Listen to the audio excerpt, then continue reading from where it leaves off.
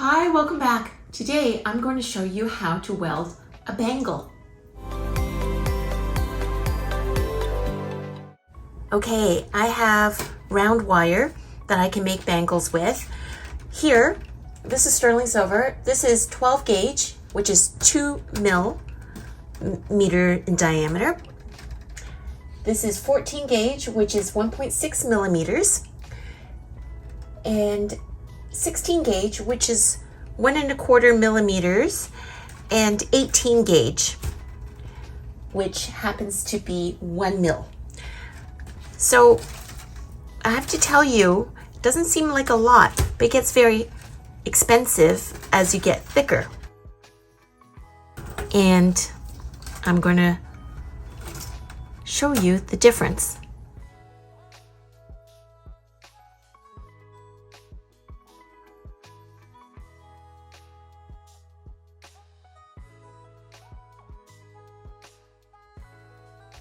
Okay, I'm going to start by showing you how to measure if you are using a spool of wire, a length of wire.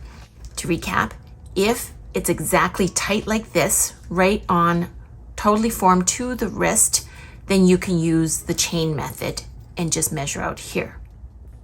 Okay, say if you want to make one that is circular, but as close as possible so there isn't a whole lot of room, then what basically we want is, goes back to grade 7 geometry. You want 2 pi r is the circumference. Circumference is 2 times pi and the radius. So basically here, you take a look from one edge to the other. So I'm here, I'd say, just to be on the safe side, rather bigger than smaller, 6 centimeters. So that's the diameter. So that means the radius from one point to the other is half that, which is 3 centimeters, times pi is 3.14. I can't believe I remember that. Times 2, or diameter times pi. And then, so that's 18. I'm gonna go by inches to tell you.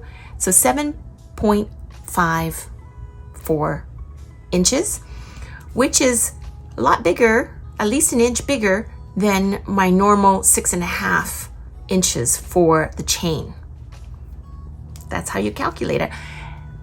There are charts online and you can certainly figure out. I'm going to put some resources online as well. So we're going to try making something like that. Okay, so I have cut my length of wire, and now it makes my life a lot easier if I could get the shape first and then weld. And you can form, this is fairly thin and soft, but as you get to thicker ones, it's going to be harder. So there is such a thing as a bracelet mandrel. There's oval. This is iron so I can actually hammer it. There are circular ones, totally round ones. But if you don't have that, or you're trying it out and you're not sure if this is your thing yet, this is from, I believe, the dollar store, the saran wrap.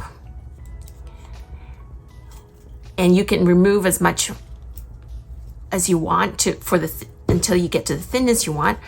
And you can use this or find a jar of some sort, bottom of a mug, that is approximately the size. Test it out first at home to see what you want. You can get something really pretty. So what you do is basically you want to form it around, and you can just at the end, hold on to it and then move it. Because by pressing it doesn't really work. Just pressing it down because it's springy. But if you form it by moving it, then it gets into more of a circle. And the other thing is, if you want at the end, you want it to be flat, you can go move it onto something using, bend it to something smaller circumference. So we want this part to be flat when we weld, and then we can form the last bit. So this part has to meet flat. And so we're going to try doing something like that. Okay, moving along, say if you've got it cut and formed into somewhat of a circle. For your client, have them pinch it a little bit so that it's almost closed, okay, like this. And then have them move around and see if they like that. Or do they want it looser? Well, it's too late now. I've already cut it. But basically, you form it and find out whether or not that's okay, or do they want it cut tighter, right? Do we want it like that, or is this good? Because this already will not go through. If I was to weld it now, this is not going to go through my knuckles here. So have it measured, always cut a little bit loose, and then pinch it again, pinch it so that there's no gap, and see if they like that. This is what it's going to look like. And then we weld. Okay, so now that I've formed it somewhat, I'm going to cut, make sure that both sides are flush. Here are my flush cutters, so that the other side is also flat, like this. Now know that oftentimes the thicker you go, the harder it is for a small cutter like this to make it flush. And you want to use the appropriate strong enough cutters. This is a metal file, and they're inexpensive. You can get them at any jewelry supply, silversmithing supply store, tool store, online. So what I'm going to do is I'm going to file away both ends like this to make sure that it meets like such, and it's flat without any sort of seam. Okay, now we're ready to weld. This is 18 gauge, and I can get away with maybe 8 watts, but I'm going to try to do 10 just to, because it's thick, and I'll see if I can just get it one go. Okay, here we go. I'm going to clip it on with the ground like this. We meet it like that. And in this case, it might be easier if I was to use a third arm, but if not, I'm just going to use a pair of pliers and hold it still like this. Okay, I'm going to introduce you to the third arm. I've done this earlier, but basically this you can lock it so that it turns every which way. It's weighted so that it can clip onto something and hold it in place for you. One of the things is it's hard to keep pushing it back because it's springy. What you do is you overcompensate this way and you cross over so that they're tight together, and then you bring it like such. And the tension of doing that keeps it together. Now I'm going to try to pivot so you can see, pivot my third arm so that you can see it better for filming. Okay. And so I move it around. Now, you don't have that luxury with the person, but you can work on it until it's good to go. Okay, I'm gonna just keep doing this. So cross over until the tension. I'm gonna clip onto this. This will add weight to it.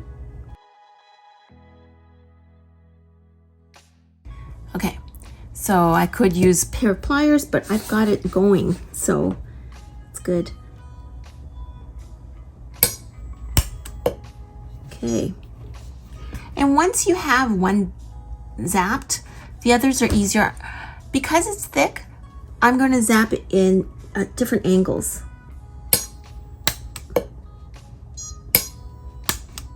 Okay. And know that for this filming, I'm not using argon gas. It will be a lot less oxidation with it, and you can certainly clean it afterwards also, either way. Okay. So, here we go. Always check. It's good. Now, you see, I made an error in that they're not meeting completely. Let me see if you can see that. It meets this way, but it wasn't. And what I should have done was used a pair of pliers and flattened it, but I can do it now. See? Just at every single angle. Okay, so I've welded it securely, I've checked it, and I'm gonna use this brush to remove more of the oxidation. And that's basically how you do it. Okay, so there's an easy hack, and I'm going to show you how to do this. There are bangles already of different sizes, as in thickness of wire, and I'm going to demonstrate for you how to do this.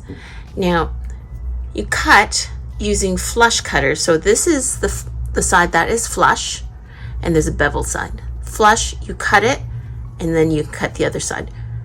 Basically, what we want is a flat flush cut, so that two sides will have the maximum amount of surface area to join, and it needs to meet flush. A few things I want to say is, if you have cutters, usually they say what is the maximum cut. This is 1.3 millimeters of copper wire, so I could use that. But if you try to cut that with something that's thick, that is going to ruin your fancy cutters. What you need are heavy cutters, or in this case, this is actually a sprue cutter. What a sprue is for castings, usually you have the tail where you pour in the sprue, it's called, and you cut that off before cleaning.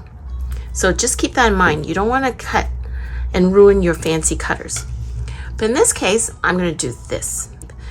What I do is I cut like this. You see? I'm not sure if you can see. One side is beveled, the other side is flush. If you're going to just re-weld, you want to just cut on this side so that both sides are flush. What I'm going to do is, my trusty beautiful model here, I'm going to open this up,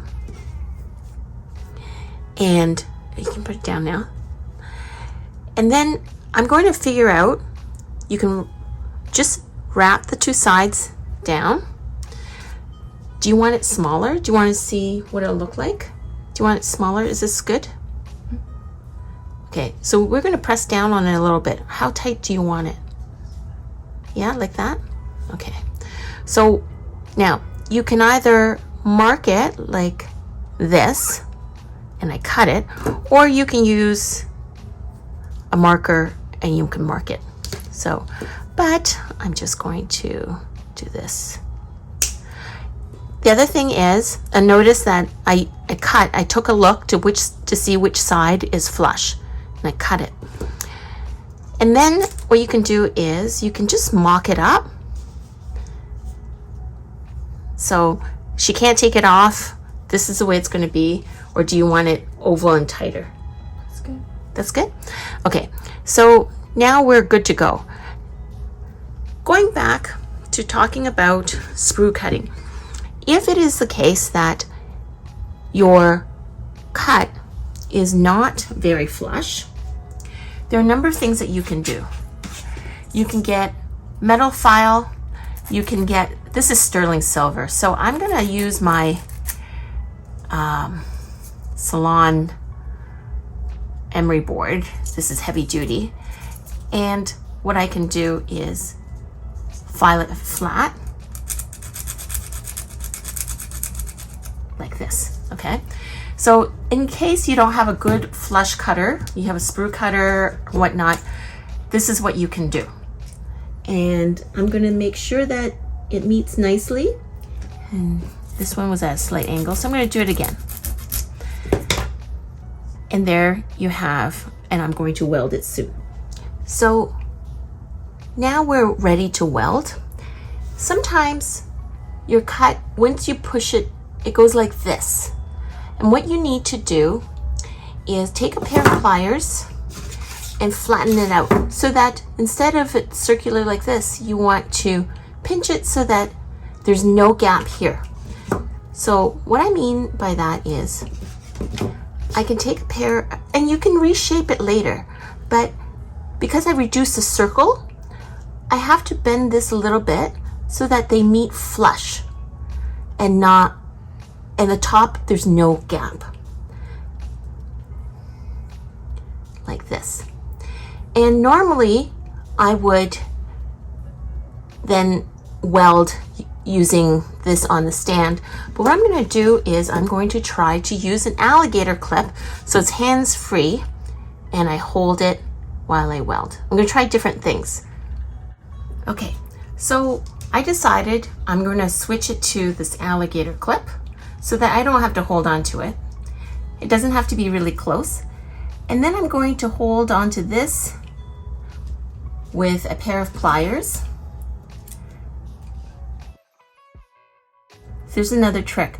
To make sure that it's really close, you push it beyond so that it has a small circumference, and then you bring it back to a grind like this. And I realize that it might need to be, this is thick enough so that I can hold it like this. Okay, so here we are. I'm ready. And what I'm going to do is I'm going to press down, make sure that it is meeting, and then here we go.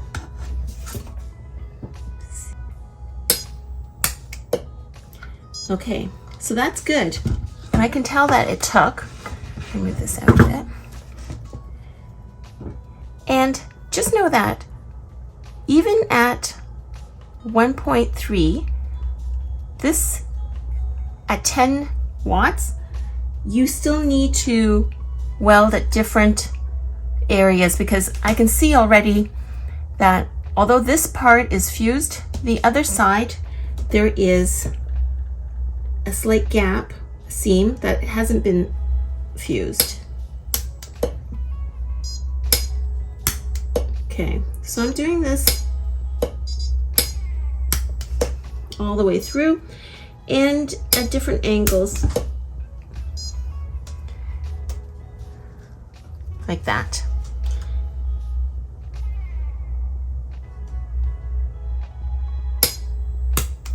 Okay, so this worked.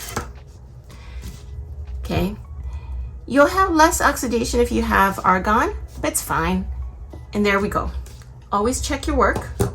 And then I'm going to use this brush. Now this is sterling silver, so I don't mind if I scratch it a little bit more. I wouldn't do it if it was gold filled, but what I'm going to do is I'm going to file it down so that you don't even see the seam, any sort of, I'm going to try to do that, but I'll give you a close-up look. Okay, so I've welded this, and the angle was not perfect, but that's okay, because what you can do is you can straighten it out, tap, tap, tap, straighten this part out,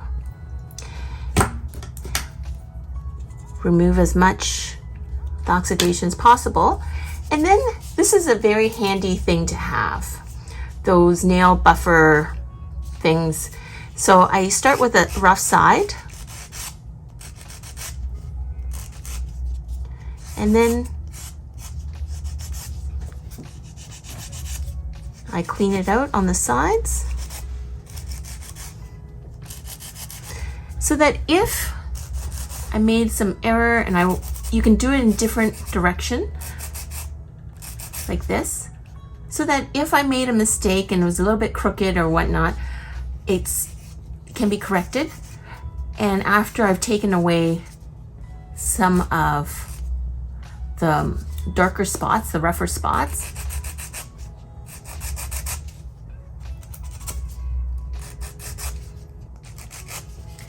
I use the other sides to polish.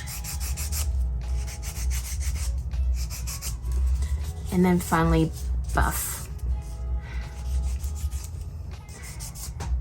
Know that you can't do this with gold filled because that will compromise the gold, make it a little bit weaker. And then what you want to do thereafter though with gold is try to clean as much as possible, but you know what? It's just a dot. Okay, so where is this? Number 7. I think that's high shine. Okay, so there. And I'm gonna show you a close-up of that. But that's basically all it is. And yes, there is a slight seam, and if I could polish it down, I could do that later. But basically, now it is permanent and you can't take it out. And if it is the case that you want it to be oval, I would suggest you put this on the side or in the back and just pinch down. I hope you found that to be useful. I'm a wholesaler of premium quality chains, findings, as well as wire and bangles. I'm going to leave a little bit more information about our company below, as well as the Orion Micro Welder. This is an oval bracelet mandrel. It's very heavy. And basically, you figure out the different sizes. You can do that with the help of your chain to measure the person, and then this way, if you want to do an oval. And to form it, the reason why this is heavy and iron is sterling silver and all precious metals actually, they become hardened with work hardening, tempering, but basically you hammer it and it hardens. You can certainly hammer it, form it, and use a block to hammer this way to flatten out. But maybe you don't want it to be flat. You want it flat this way. So this is the way to do it, using this. I'll give you an example. So you mark, I put a piece of paper there, it just helps me. And you go around like that. And you'll find that, yeah, already this is harder than this part, which is softer. When it's springy like this, you've got pliers and whatnot, it's okay to use these fingers just to keep it in place from slipping like this. And even if somebody's hand is there and you've got the protector, hold on to it like this. Here we go. So that's a trick.